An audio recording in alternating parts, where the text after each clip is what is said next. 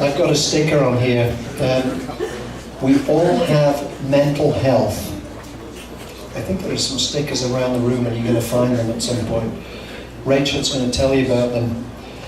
Rachel's a licensed therapist. She's an adjunct professor of social work and the founder of All Along, which helps people understand mental health and therapy. And I suspect mental health and therapy is one of the reasons we're all here tonight. Right? To be in a good place. Thanks for being here. Here's Rachel.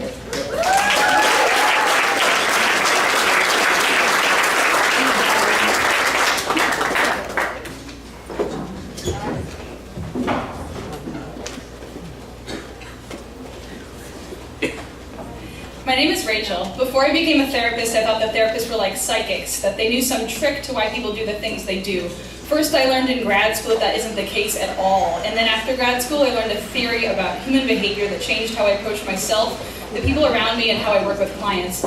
To explain this, I first want to ask, please raise your hand if you've gotten hangry recently. It's the portmanteau of hungry and angry. Hangry. Yeah, we're in good company. Because we're in good company, the people who get it, that when our needs aren't met, we have emotional reactions. We don't call it an anger problem, we call it a food problem.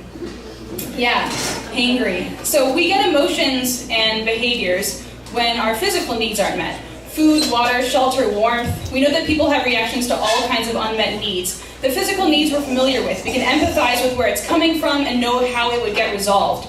It's easy to see that a hangry person needs food, or that somebody running into the house and getting under 10 blankets just needs to warm up. But when that need isn't physical, we still get it if there's an obvious pattern we're used to, like someone being sad if someone dies, or getting defensive if someone threatens us. But maybe you wonder why someone in your life uses substances even though they say they want to stop, or why someone's anxious a lot. Or maybe when someone is super into giving presentations in front of hundreds of people on a Wednesday night. We often don't understand the way that people feel, think, and act. We see feelings and behaviors all the time in the news, and we often call it irrational. Suicide, substance abuse, the actions of our president, or just our own kids. Are they all hangry? No. So what's motivating that behavior, feeling, or thought? What need do they have that isn't being met? Well, it turns out that psychological needs motivate most of our actions. Researchers often come up with 4 main emotional needs. The need to be close with other people or to a place, the need to feel agency and independence, the need to feel competent and able, and the need to feel a sense of meaning or purpose. And I like to imagine these needs on sliders, like a DJ has. Just as the goal isn't for our physical needs to be as high as possible, like how eating an entire box of cereal doesn't actually feel better than no cereal, the goal here too is to be around the middle. These go up and down in response to what happens, and they counterbalance each other too. For example, someone who feels out of control might compensate by pursuing something that makes them feel extra capable. There are so many ways for people to meet their needs, and what works for one person is different from another based on their history, biology, values, and what they've seen others do. For example, someone with alcoholism, drinking grants a feeling of relief and friendship, which they grieve when they stop using. And this need is then also met in programs like AA. So AA and alcohol meet similar needs, but one is healthier and considered more desirable. Have you noticed that half the 26-year-olds in Chicago are doing improv or CrossFit? Especially after the scaffolding of higher education is gone, people often seek ways to find structure, actually reducing that new, fresh autonomy, learning to boost capability, connection, and progress. People are motivated to do solo hobbies like hooping and events like Pecha because they meet needs. And when they stop meeting needs, they lose interest. So what can you do with this information? Understanding these psychological needs. Well, it can help people understand and communicate, to ask and listen rather than telling people to change, and to affect change sustainably or tolerate when it doesn't happen.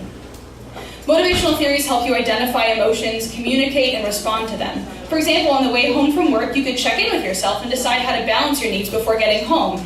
Instead of thinking, I need a drink, and getting home irritated, you can realize, I feel overly connected. And then you can say, I'll get off a stop early and enjoy a short walk alone before I head into my house.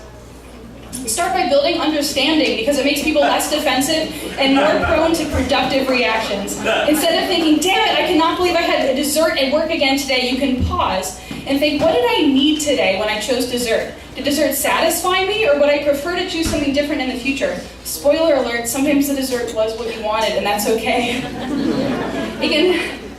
It It can help you approach change sustainably or decide not to change. For example, say you're starting a new exercise program. If you're doing it to mold to societal pressure, your sense of autonomy will decrease and you'd be more likely to compensate to regain control, for example, by skipping workouts. But if it's empowering, boosting your sense of capability, giving you new connections, it's more likely to stick and have a positive outcome. So some more specific ideas. For autonomy, give 2 choices to a kid to make them more likely to follow directions. Check in with your partner if they act distant or don't want to do something you wish they would, because feeling a sense of obligation or restriction, even if it's perceived not intended, can impact how someone interacts in a relationship. For connection, ask your coworker or supervisee, do they want to work alongside you or take time solo and then reconvene? Does your teen actually want more hugs or more space? Is your phone getting in the way of connections? Use partner and group conversations to kick off a work session or refuel, or use brief times apart to help a group work more effectively together. For competence, sometimes procrastination is about boosting control, but other times it's about feeling incapable. Offer a building block on a project to help someone get started. Consider whether it's more effective for you to take things step by step or just focus on the big goal. And consider who has told someone in your life if they're good enough, and how does this affect how they act. For purpose, share a request, how a request will help someone reach their own goals. Share the mission of your organization with someone that you're trying to motivate, who you work over. And for some people, religion and helping others can provide comfort and hope, and it can motivate a lot of their actions. When we understand people and their psychological needs, we understand that people aren't irrational, and we can think from the inside out. So what I mean by that is, rather than trying to figure out exactly what outcome you want, focus on what you feel you need and how you think you'd be able to best balance all your emotional and physical needs, including when you might make intentional choices to compromise one need for another that you value more at times. What would that resulting life look like? Where are you at on these sliders, and where could you be? How would you treat others if what mattered, provided everyone was safe, was how they feel more than what they do? And then, importantly, how would that actually affect what they do? There are times when everything comes together, and this is when your needs are being met. It's possible to seek that out intentionally, and when you understand where others are coming from, you can help make it happen for them too. With All Along, I provide practical information about mental health and therapy in a variety of contexts, including individual consulting on finding the right therapy. And I brought stickers. They're on the tables, and during the beer break, they will be at the bar over there. You can write on them yourself or take one that's already made. Thank you.